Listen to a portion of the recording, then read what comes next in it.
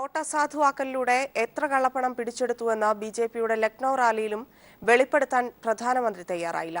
Not നിയന്ത്രണം എന്ന് പിൻവലിക്കുമെന്നതിനെക്കുറിച്ച് പ്രധാനമന്ത്രി മൗനം പാലിച്ചു. പുതുവത്സര തലേന്ന് രാജ്യത്തെ അഭിസംബോധന ചെയ്ത പ്രധാനമന്ത്രിയുടെ പ്രസംഗം നോട്ട് അസാധുവാക്കൽ നടപടിയെ അനുകൂലിച്ചിരുന്നവരെ പോലും നിരാശരാക്കിയിരുന്നു.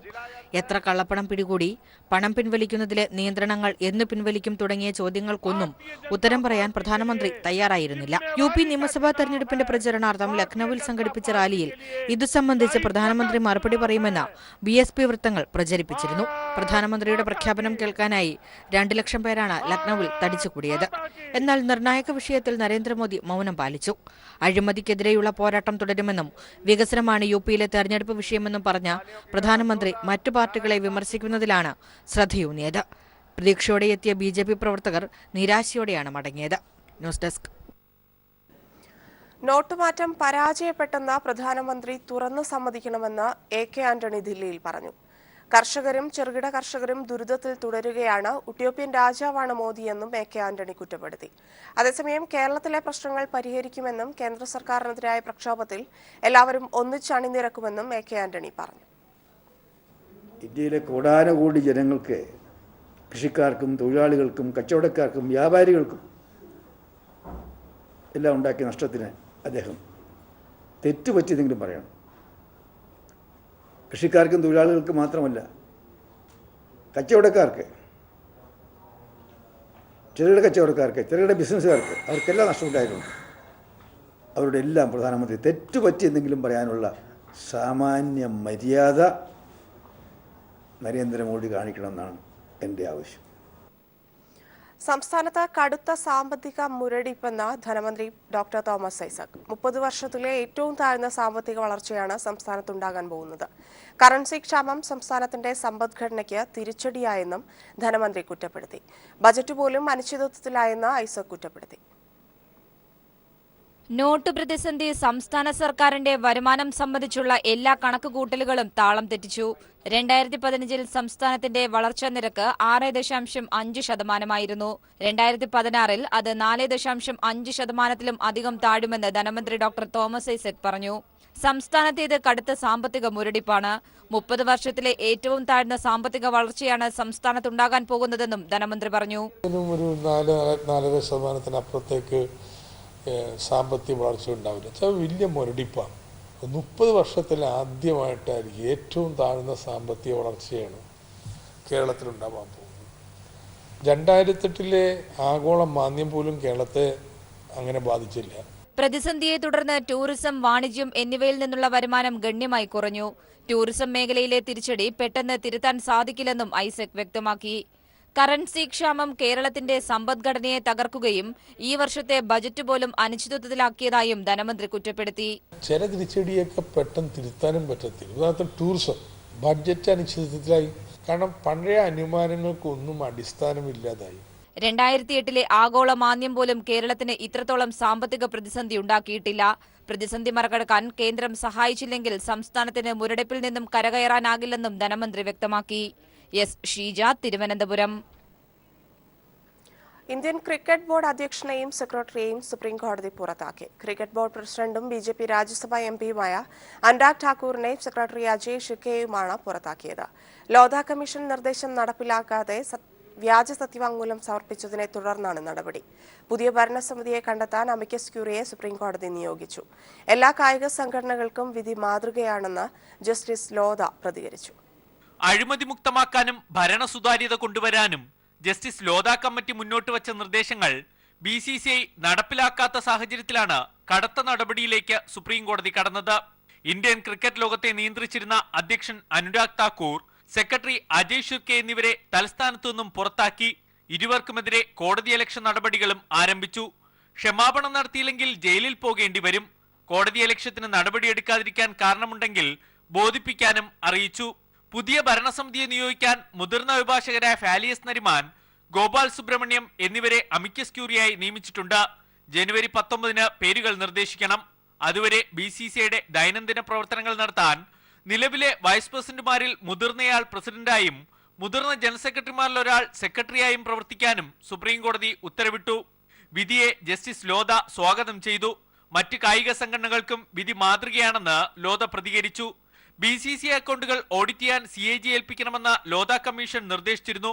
ഇതിന് അനുമതി തേടി അന്താരാഷ്ട്ര ക്രിക്കറ്റ് കൗൺസിലിന് കത്തെഴുതിയിട്ടുണ്ടെന്ന് അനുരാഗ് താക്കൂർ സുപ്രീം കോടതിയെ അറിയിച്ചത് വ്യാജമെന്ന് കണ്ടെത്തിയതും BCCIക്ക് തിരിച്ചടിയായി. ചീഫ് ജസ്റ്റിസ് TS താക്കൂർ അധ്യക്ഷനായ ബെഞ്ചാണ് നിർണായകമായ വിധി പുറപ്പെടുവിച്ചത്. ഇന്ത്യൻ ക്രിക്കറ്റ് ടീം മുൻ ക്യാപ്റ്റൻ സൗരവ് ഗാംഗുലി, മുൻ ക്രിക്കറ്റർ ബ്രിജേഷ് പട്ടേൽ തുടങ്ങിയവരുടെ പേരുകളും അധ്യക്ഷ സ്ഥാനത്തേക്ക് ഉയർന്നു വരുന്നുണ്ട്. എന്തായാലും ഇന്ത്യൻ ക്രിക്കറ്റ് ലോകത്തെ പൂർണ്ണമായും അഴിമതി വിമുക്തമാക്കുകയാണ് സുപ്രീം കോടതിയുടെ ലക്ഷ്യം. ദില്ലിയിൽ നിന്നും സന്തോഷ് സർലിംഗ്. കേരള ക്രിക്കറ്റ് അസോസിയേഷൻ അധ്യക്ഷ സ്ഥാനത്ത് നിന്ന് TC മാത്യുവും സെക്രട്ടറി സ്ഥാനത്ത് നിന്ന് അനന്തനാരായണനും ഒഴിഞ്ഞു. ലോധ കമ്മിറ്റി റിപ്പോർട്ട് നടപ്പാക്കുന്നതിന്റെ ഭാഗമായാണ് മാറ്റം. പുതിയ പ്രസിഡന്റായി B വിനോദിനെയും സെക്രട്ടറിയായി JS ജോർജിനെയും തെരഞ്ഞെടുത്തു.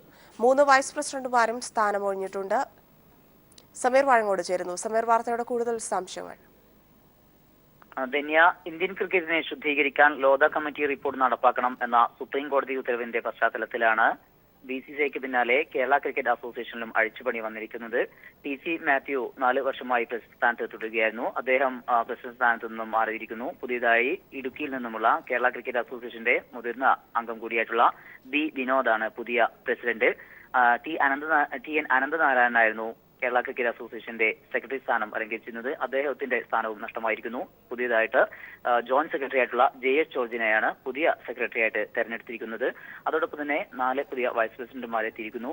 രജിത് രാജൻ, ഇസ്ഹാഖ്, അതോടൊപ്പം നാസർ മച്ചാൻ, റോങ്ലിൻ ജോൺ എന്നിവരാണ് പുതിയ വൈസ് പ്രസിഡന്റുമാരായി എത്തിയിരിക്കുന്നത്. അസിസ്റ്റന്റ് സെക്രട്ടറിമാരിൽ മാറ്റം ഇല്ല.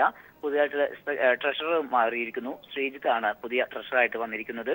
എന്തായാലും പുതിയ സുപ്രീം കോടതി ഉത്തരവിന്റെ പശ്ചാത്തലത്തിൽ കേരള ക്രിക്കറ്റ് അസോസിയേഷനിലും കാര്യമായ മാറ്റങ്ങൾ തന്നെയാണ് ഉണ്ടായിരിക്കുന്നത്.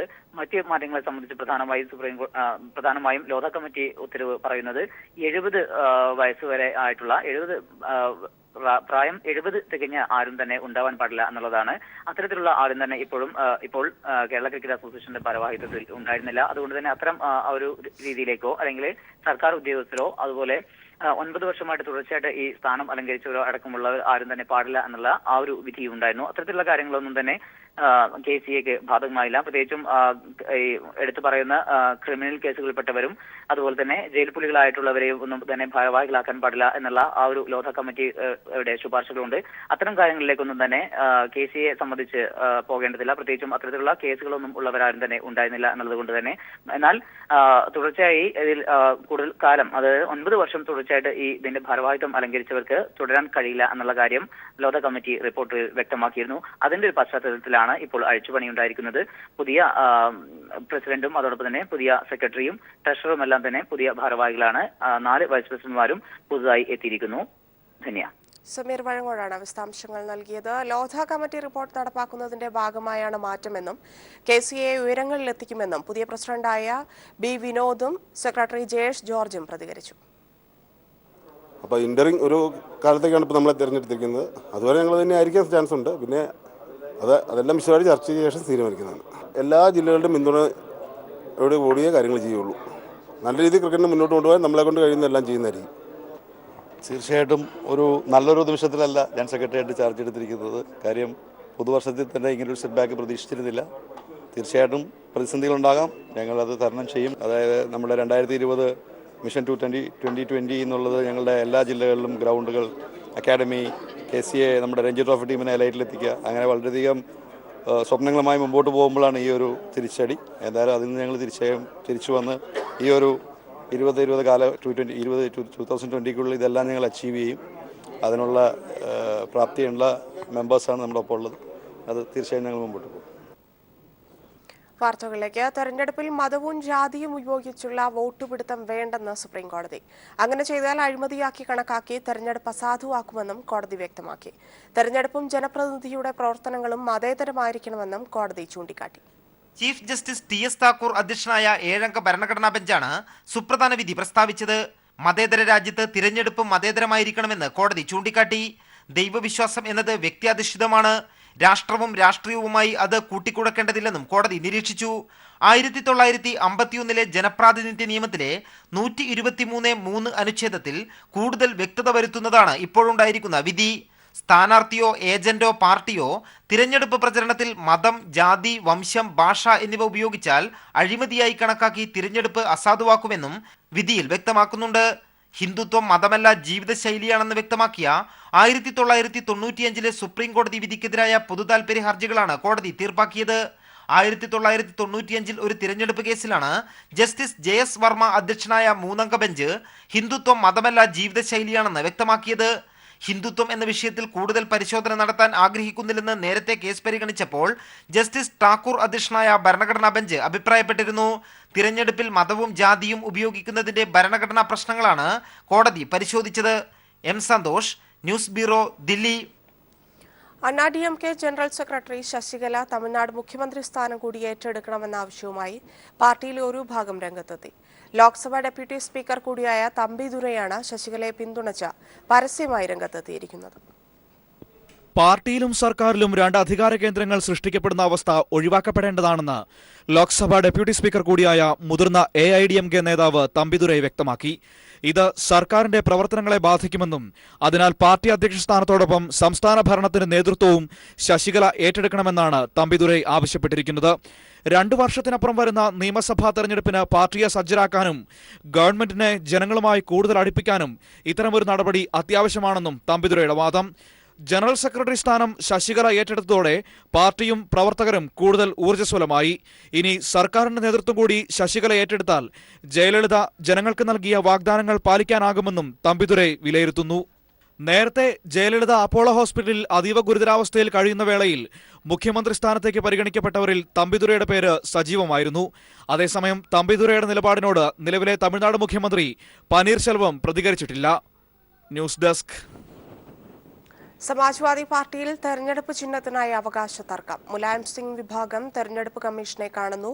അതേസമയം അഖിലേഷ് യാദവ് വിഭാഗത്തിനായി രാംഗോപാൽ യാദവ് നാളെ രാവിലെ 11 മണിക്ക് തെരഞ്ഞെടുപ്പ് കമ്മീഷനെ കാണും. സന്തോഷ് എം ചേരുന്നു. സന്തോഷ്, വിവരങ്ങൾ.